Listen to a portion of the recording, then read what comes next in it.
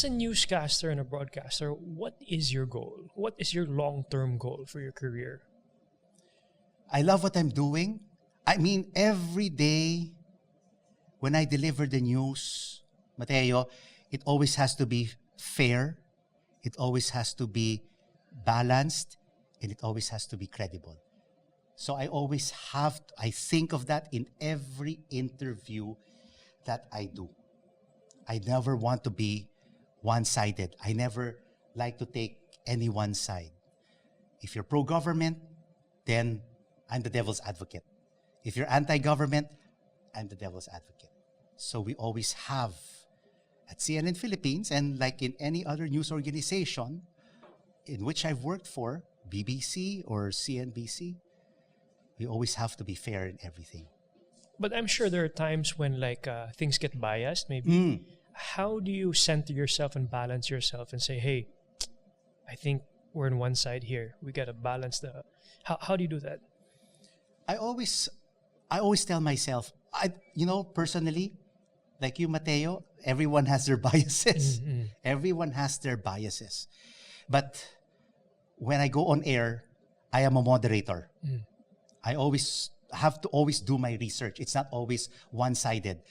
That's why we are called broadcast journalists, because we do our research. We are not newscasters. We just don't read the news. We just don't read what is on the teleprompter. Because there are others who will just read. That's a newscaster. That's a newscaster. Do we have a lot of news newscasters? reader. We still have a lot of news readers and newscasters. So we have to be broadcast journalists. That's why I never like to call myself really a news anchor, because news anchor will always be associated with a news reader or a news anchor. I'm a broadcast journalist.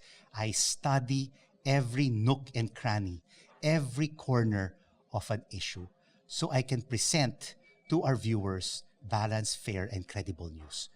And that's why I've been in this business for a long time.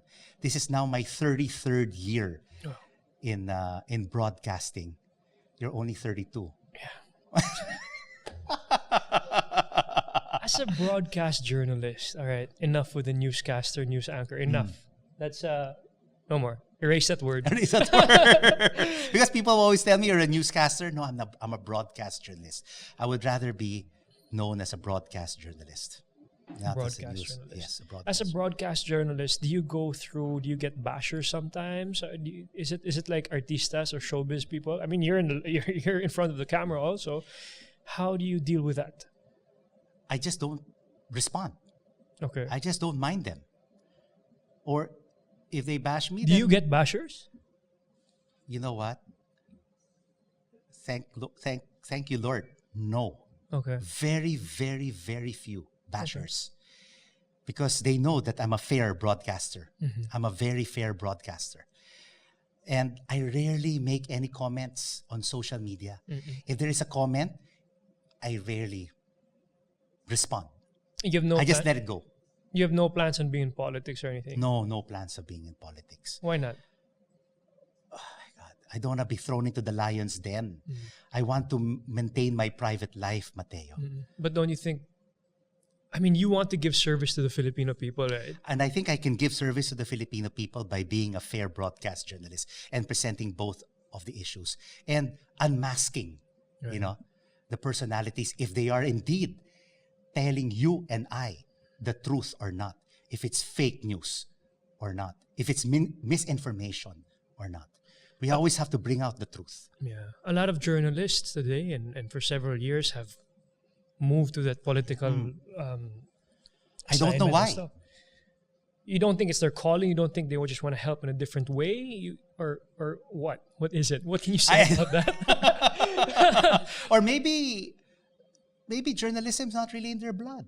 Or maybe, politics is in their blood. Maybe they want to frame laws for the people.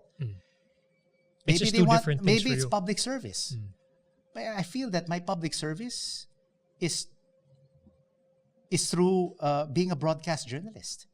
My platform, the final word, and the exchange on CNN Philippines is my platform to be of public service to the people. News you can trust. News you can use, news you can trust. Yeah.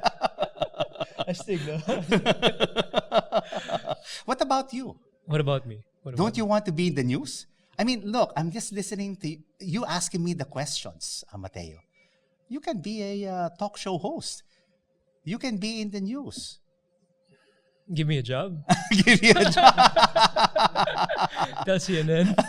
Can we do a talk show on CNN? We can talk about that. That'd be cool. That'd be cool. Yeah.